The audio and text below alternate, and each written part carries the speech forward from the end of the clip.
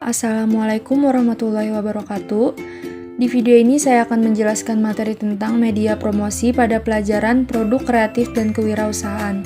Sebelumnya, perkenalkan nama saya Melsa Erliana dari kelas 12 TKJ 1. Materi pembelajaran pada video ini ada 3. Yang pertama, produk dalam pemasaran, yang kedua media promosi, dan yang ketiga strategi pemasaran. Yang pertama, produk dalam pemasaran. 1. Aspek yang dikenalkan dalam pemasaran. Apa itu pemasaran? Pemasaran adalah kegiatan meneliti kebutuhan dan keinginan konsumen, menghasilkan barang atau jasa, menentukan harga, mempromosikan dan mendistribusikan barang atau jasa. Aspek pemasaran. Berikut beberapa aspek pemasaran yang bisa diterapkan untuk meningkatkan kesuksesan dalam berwirausaha. Yang pertama ada marketing plan, yang kedua menyusun marketing plan, yang ketiga analisis SWOT, yang keempat konsep AIDA-S, yang kelima efisiensi pemasaran yang dapat menentukan harga jual produk. Yang pertama marketing plan. Untuk menyusun marketing plan, maka perlu dijawab 3 pertanyaan berikut. Yang pertama, where have we been? Atau kemana saja kita? Yang kedua, where do we want to go? Kemana kita ingin pergi? Yang ketiga, how do we get there? Bagaimana kita bisa sampai di sana? Berikutnya, menyusun marketing plan. Marketing plan memuat hal-hal sebagai berikut. 1. Analisis situasi atau SWOT. Kedua, tujuan pemasaran atau marketing objektif. Yang ketiga, strategi inti atau core strategi. 4. Jadwal pelaksanaan atau action plan. Yang kelima, anggaran pemasaran atau marketing budget. Yang keenam, kontrol. Berikutnya, analisis SWOT. Analisis SWOT adalah metode perencanaan strategis yang digunakan untuk mengevaluasi 1. Kekuatan atau strength, kedua kelemahan atau weakness, yang ketiga peluang atau opportunities, yang keempat ancaman atau threats dalam suatu spekulasi bisnis. Lalu ada konsep AIDA-S. Di dalam setiap kegiatan bisnis harus diusahakan agar wirausahaan dapat memperhatikan konsep AIDA-S. AIDA-S merupakan singkatan dari A. Attention atau perhatian, I. Interest atau minat, D. Desire atau keinginan, A. Action atau aksi tindakan, dan S. Satisfaction atau kepuasan.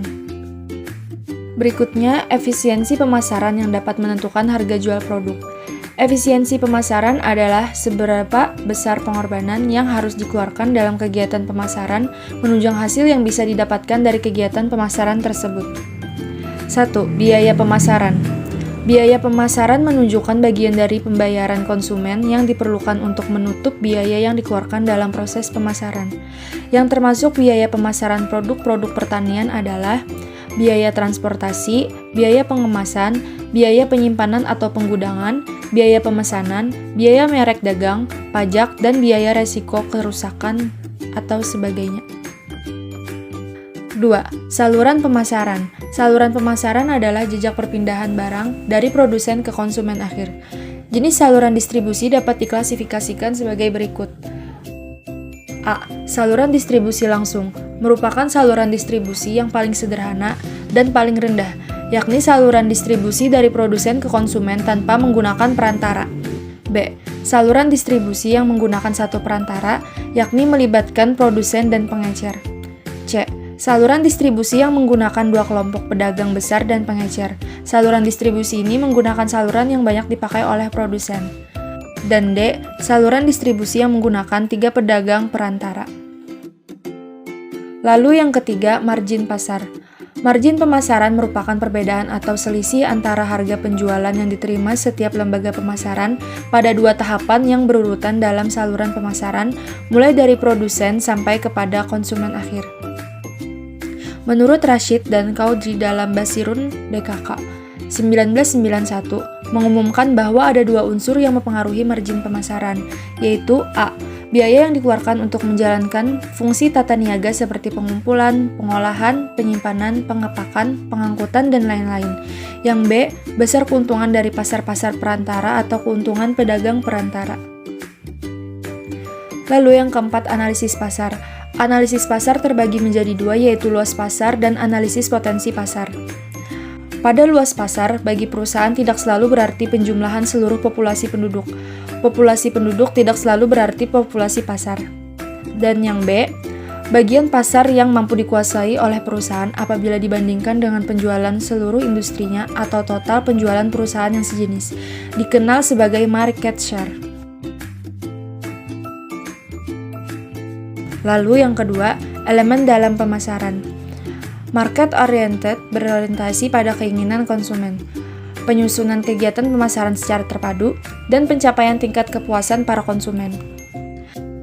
Beberapa istilah yang sangat penting dalam konteks pemasaran adalah produk, nilai biaya, kepuasan pelanggan, dan pasar penjualan produk. 3. Lingkungan pemasaran. Pada lingkungan pemasaran ada A. Lingkungan pemasaran mikro. Lingkungan mikro adalah lingkungan yang terdapat pada produsen. 1. Aspek penyedia seperti supplier, aspek pemasaran seperti reseller, aspek pelanggan contohnya individu, dan aspek pesaing contohnya perusahaan yang memproduksi barang mematok harga sama. B. Lingkungan pemasaran makro. Lingkungan makro yaitu kekuatan masyarakat yang lebih luas dan mempengaruhi seluruh lingkungan mikro pemasaran suatu perusahaan yang mempunyai pengaruh secara tidak langsung terhadap pemasar. 1. Lingkungan demografi, 2. Lingkungan sosial budaya, 3. Lingkungan ekonomi, dan keempat lingkungan politik, lingkungan teknologi. Selanjutnya C. Lingkungan pemasaran global.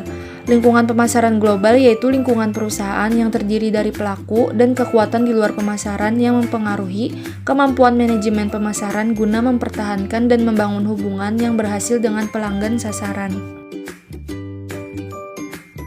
Selanjutnya yang keempat, variabel yang tidak terkontrol oleh wirausahaan. A. Keadaan persaingan, B. Perkembangan teknologi, C. Perubahan demografi, D. Kebijakan politik dan ekonomi pemerintah, dan E. Sumber daya alam. Selanjutnya materi yang kedua, media promosi. 1. Pengertian promosi. Apa itu promosi? Promosi adalah salah satu cara untuk memperkenalkan produk usaha kita. Lalu yang kedua, tujuan promosi. Orang melakukan promosi untuk mencapai suatu tujuan tertentu. Adapun tujuan promosi berdasarkan rangkuman dari berbagai sumber adalah untuk menyebar luaskan informasi suatu produk kepada calon konsumen yang potensial, untuk mendapatkan konsumen baru dan untuk menjaga loyalitas konsumen tersebut, untuk menaikkan penjualan serta laba atau keuntungan, untuk membedakan dan mengunggulkan produknya dibandingkan dengan produk kompetitor, untuk branding atau membentuk citra produk di mata konsumen sesuai dengan yang diinginkan, dan untuk merubah tingkah laku dan pendapat konsumen tentang suatu produk.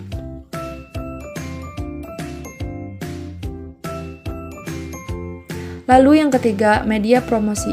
Menurut William Wells, John Byrne, dan Sandra Moriarty, media adalah sarana komunikasi yang membawa pesan-pesan dari pengiklanan kepada konsumennya.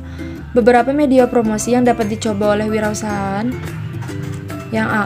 Promosi media cetak. Promosi melalui media cetak adalah cara promosi yang paling banyak digunakan. Berikut beberapa bentuk promosi melalui media cetak. 1. Iklan koran atau surat kabar, iklan majalah, iklan tabloid, jurnal, katalog produk, kalender, brosur atau pamflet atau flyer, dan poster. Selanjutnya, media elektronik. Promosi menggunakan media elektronik ini membutuhkan budget yang tidak sedikit. Beberapa contoh iklan media elektronik adalah 1. Television advertising, radio advertising, online advertising, dan domain name advertising. Lalu C. Media internet. Perkembangan teknologi telah merubah segalanya termasuk dalam bidang bisnis. Namun ini sangat menjadi kemudahan untuk melancarkan proses jual beli. Berbagai media promosi online yang sedang tren saat ini adalah Facebook, Twitter, Instagram, blog, YouTube, dan marketplace. Sedangkan marketplace terbagi menjadi 3, marketplace, online shop, dan e-commerce. Perbedaan marketplace, online shop, dan e-commerce. Marketplace. Penjual tidak melakukan tanya jawab kepada pembeli dan tidak ada diskon ataupun tawar-menawar seperti pada online shop. Contohnya Tokopedia, OLX, dan Bukalapak. Sedangkan online shop, sistem belanja online yang mana pembeli dapat menanyakan harga atau pertanyaan apapun terkait produk kepada penjual secara langsung, contohnya seperti BBM, Line, dan WhatsApp. Sedangkan e-commerce, barang ataupun produk yang dijual berasal dari website itu sendiri. Ia tidak membuka lahan atau tempat bagi para penjual lain untuk menjajakan produk mereka, contohnya seperti Zalora dan Berrybenka. Lalu D, promosi media iklan luar ruangan. Merupakan berbagai media iklan yang ditempatkan di luar ruangan seperti jalan, pasar, terminal stasiun, dan tempat publik lainnya. Contoh media iklan luar ruang seperti billboard, baliho, soft sign branding, neon box, spanduk, iklan tembok, dan media 3D. Lalu E, promosi media produk. Maksudnya adalah promosi yang dilakukan melalui sebuah produk seperti tas, kaos, topi, dan lain-lain. Dan selanjutnya yang F, tips cerdas promosi dengan Instagram. Instagram for Business. Profil bisnis juga memungkinkan kita untuk melihat insight dan kemampuan untuk mempromosikan. 1. Insight. Insight membantu memberitahu informasi penting tentang followers dan postingan mana yang memiliki jangkauan atau engagement atau keterlibatan pelanggan paling tinggi. Kedua, promote. Fitur promote memperbolehkan untuk menjadikan postingan sebagai ads atau iklan di aplikasi Instagram. Berikut ini tips cerdas memanfaatkan Instagram bisnis sebagai media promosi. 1. Pilih Android dengan kualitas gambar yang bagus. Lalu membuat akun Instagram dan gunakan nama brand jualan. Lengkapi profil akun jualan Instagram yang telah dibuat dengan data yang jelas. Upload foto, gambar, video produk dengan keterangan lengkap. Pajang foto testimoni kepuasan pelanggan. Lakukan share dan tag. Layanan respon cepat atas pertanyaan pelanggan. Iklan dengan Instagram Ads. Lakukan teknik soft selling. Perbanyak followers. Untuk promosi perlu sekali menawarkan diskon atau hadiah dengan syarat khusus untuk menarik konsumen. Amati akun Instagram yang populer jualannya, amati, tiru, lalu modifikasi sesuai dengan produk Anda. Lalu materi yang terakhir, strategi pemasaran. 1. Pengertian strategi pemasaran. Promosi adalah satu cara untuk memperkenalkan produk usaha kita. Strategi pemasaran menurut para ahli yang pertama, Kotler dan Armstrong, adalah logika pemasaran di mana unit bisnis berharap untuk menciptakan nilai dan memperoleh keuntungan dari hubungannya dengan konsumen. Yang kedua, menurut Kurtz, adalah keseluruhan program perusahaan dalam menentukan target pasar dan memuaskan konsumen dengan membangun kombinasi elemen dari marketing mix, produk, distribusi, promosi, dan harga. Yang ketiga, menurut Philip Kotler, adalah suatu mindset pemasaran yang akan digunakan untuk mencapai tujuan pemasaran, di mana di dalamnya terdapat strategi rinci mengenai pasar sasaran, penetapan posisi, bauran pemasaran, dan budget untuk pemasaran. Yang keempat, menurut Chip Tono, adalah alat fundamental yang dirancang untuk mencapai tujuan perusahaan dengan mengembangkan keunggulan daya saing yang berkesinambungan melewati pasar yang dimasuki, dan program pemasaran yang digunakan untuk melayani pasar target tersebut. Yang kelima, menurut Stanton, adalah sesuatu yang melingkupi semua sistem yang memiliki hubungan dengan tujuan untuk merencanakan dan menentukan harga hingga mempromosikan dan menyalurkan produk, barang, atau jasa yang dapat memuaskan konsumen. Lalu yang B, analisis SWOT. Menerapkan strategi pemasaran diawali dengan menganalisis secara keseluruhan dari situasi perusahaan seperti kekuatan, kelemahan, peluang, dan ancaman. Yang kedua, fungsi strategi pemasaran. Untuk meningkatkan motivasi untuk melihat masa depan. B, koordinasi pemasaran yang lebih efektif. C, merumuskan tujuan perusahaan. Dan D, pengawasan kegiatan pemasaran. Lalu yang ketiga, tujuan strategi pemasaran.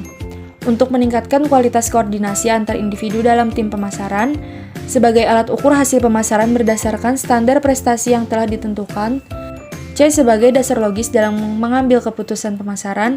Dan D, untuk meningkatkan kemampuan dalam beradaptasi bila terjadi perubahan dalam pemasaran. Lalu yang keempat, faktor penyebab terjadinya perubahan strategi pemasaran. Faktornya yaitu siklus daur hidup produk, tingkat persaingan perusahaan di pasar, keadaan ekonomi, dan panjang untuk memenuhi kondisi yang sedang berubah dalam industri. Lalu yang kelima, konsep strategi pemasaran. A. Segmentasi pasar adalah kegiatan membagi pasar menjadi kelompok pembeli yang terbedakan dengan kebutuhan, karakteristik atau tingkah laku berbeda yang mungkin membutuhkan produk atau bauran pemasaran terpisah. Seperti 1. Umur dan tahap daur hidup, kedua jenis kelamin, dan ketiga pendapatan. Lalu yang B, market positioning. Tidak ada perusahaan yang bisa menguasai seluruh pasar. Itulah alasannya mengapa perusahaan yang harus punya pola spesifik untuk mendapatkan posisi kuat dalam pasar, yaitu memilih segmen yang paling menguntungkan. Dan yang C, market entry strategi. Ini adalah strategi perusahaan untuk bisa masuk pada segmen pasar tertentu. Beberapa cara yang sering dilakukan adalah 1. Membeli perusahaan lain, yang kedua internal development, yang ketiga kerjasama dengan perusahaan lain. Selanjutnya yang D, marketing mix strategi, adalah kumpulan dari beberapa variabel yang telah digunakan perusahaan untuk mempengaruhi tanggapan konsumen seperti 1. Faktor pasar, 2. Keputusan distribusi, ketiga volume penjualan, keempat kerangka marketing mix untuk beberapa varian produk, dan yang kelima volume penjualan yang dipengaruhi oleh saingan dan perusahaan. Lalu yang E, timing strategi. Pemilihan waktu dalam melakukan pemasaran juga sangat penting untuk diperhatikan. Perusahaan perlu melakukan berbagai persiapan yang baik di bidang produksi dan menentukan waktu yang tepat untuk mendistribusikan produk ke pasar.